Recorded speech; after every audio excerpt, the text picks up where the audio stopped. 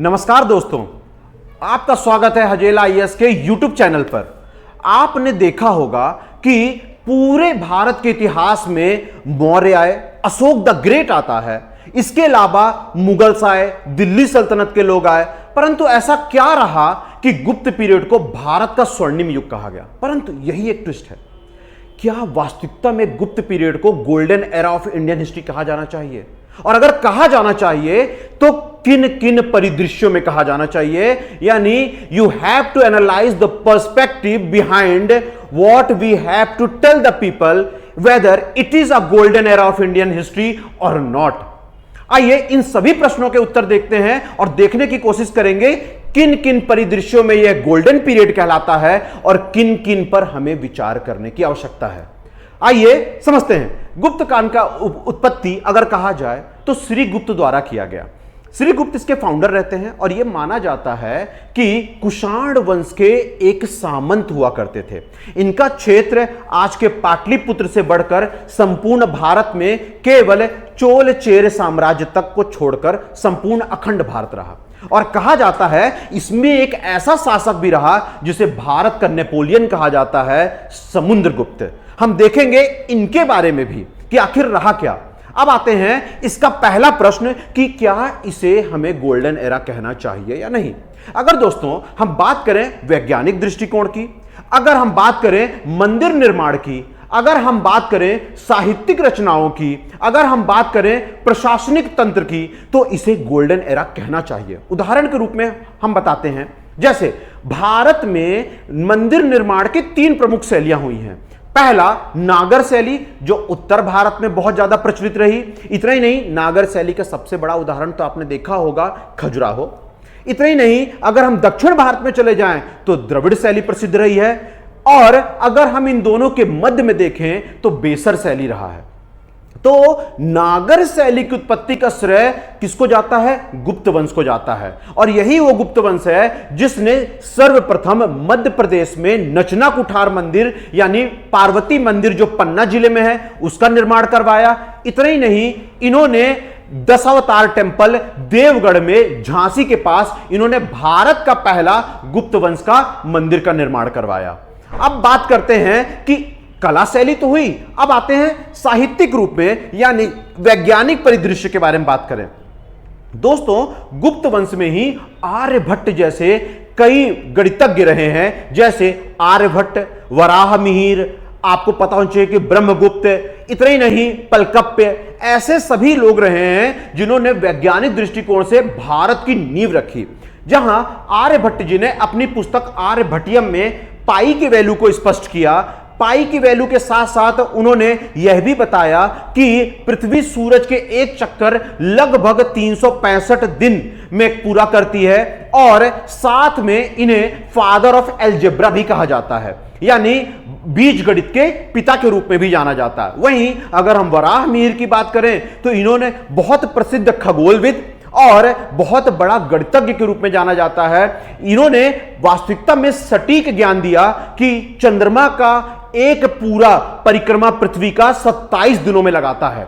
इतना ही नहीं, इन्होंने बहुत सारी पुस्तकों की रचना की, जैसे बृहत संहिता। इन्होंने सूर्य सिद्धांत दिया जिसमें इन्होंने सूरज के चंद्र ग्रहण और सूर्य ग्रहण को बताया।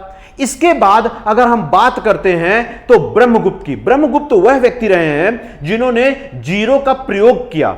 आपको पता होगा कि यह विवाद उठता है कि क्या वास्तविकता में आर्यभट्ट जी ने जीरो का आविष्कार किया या नहीं। दोस्तों आज ये क्लियर कर देते हैं आपको कि आर्यभट्ट जी ने वास्तविकता में जीरो का आविष्कार नहीं किया। उन्होंने जीरो की जगह पर खा शब्द का प्रयोग किया है। जहां पर भी गिनती अगर 1 से लेकर 10 तक जाती है तो 1 से लेकर 9 के बाद उन्होंने खा कहा। खा शब्द का अर्थ है खाली स्थान, यानी वहां पर शून्य की जरूरत है, परंतु उन्होंने कभी भी अपनी पुस्तक में शून्य का प्रयोग नहीं किया। परंतु ब्रह्मगुप्त जैसे व्यक्ति आए जब जिन्होंने शून्य का प्रयोग किया और बाद में इसी का प्रयोग करते हुए गुर्जर प्रतिहार वंश के शासक मिहिर भोज ने चतुर्भुज मंदिर का निर्माण ग्वालियर में करवाया। और यही चतुर्भुज मंदिर का निर्माण जब उन्होंने ग्वालियर में करवाया और इसी में पहली बार 50 और 270 अंकुरित हुए मिले, यानी कि हमें पता चलता है कि इनसे अंकित अंक यानी 0 तब तक आविष्कार किया जा चुका था। अब आते हैं पलकप्पे। पलकप्पे पहले ऐसे व्यक्ति रहे जिन्होंने वेटनरी साइंस यानी कि पशु ज्ञान के बारे में या पशु विज्ञान के बारे में हमें जानकारी दी। इतना ही नहीं, सुश्रुत द्वारा सुश्रुत संहिता की स्थापना की गई, जिन्हें भारत का फादर ऑफ सर्जरी कहा जाता है, यानी शल्य चिकित्सा का पिता भी कहा जाता है। इतना ही नहीं, इसी समय काल में अमर सिंह नाम के व्यक्ति रहे जो चंद्रगुप्त द्वितीय विक्रमादित्य के शासन काल में नवरत्नों में से एक रहे, जिन्होंने अर्थशास्त्र के ऊपर अपनी बहुत अच्छी टिप्पणी की है या लिखा है, जिसे कहा जाता है अमरकोश। इसी समय में एक और प्रसिद्ध व्यक्ति रहे जिन्हें कहा जाता है आपका कि इस समय कई सारे ऐसे रचनाओं के बारे में बोला जाता है कि उन्होंने संस्कृत में अपना इतना बड़ा योगदान दिया कि आज की डेट में उन्हें Shakespeare of India, I hope आपने गेस कर लिया होगा, कालिदास जी।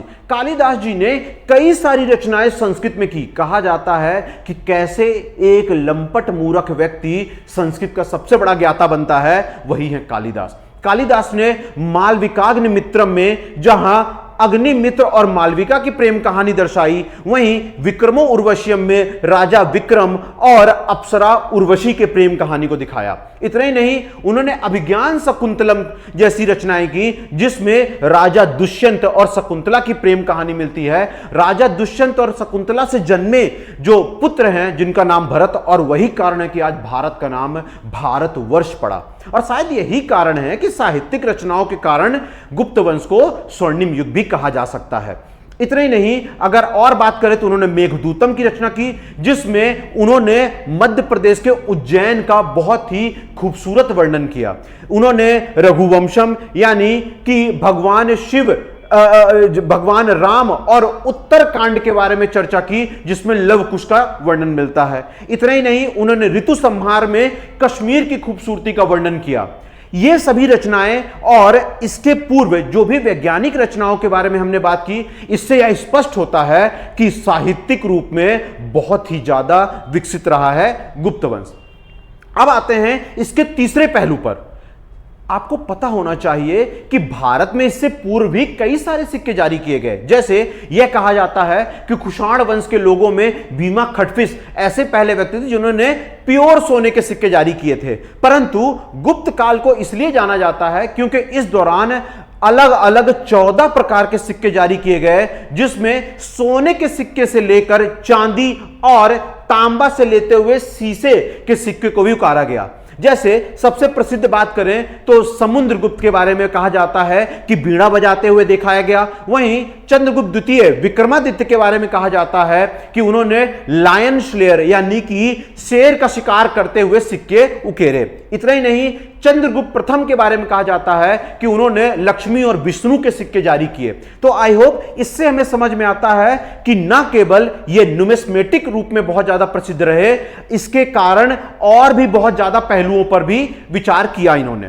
तो ये हमने 3 पहलुओं के बारे में बात की। अब हम आते हैं एक और नए पहलू के बारे में जानने की कि आखिर गुप्त वंश को स्वर्णिम कहा क्यों गया।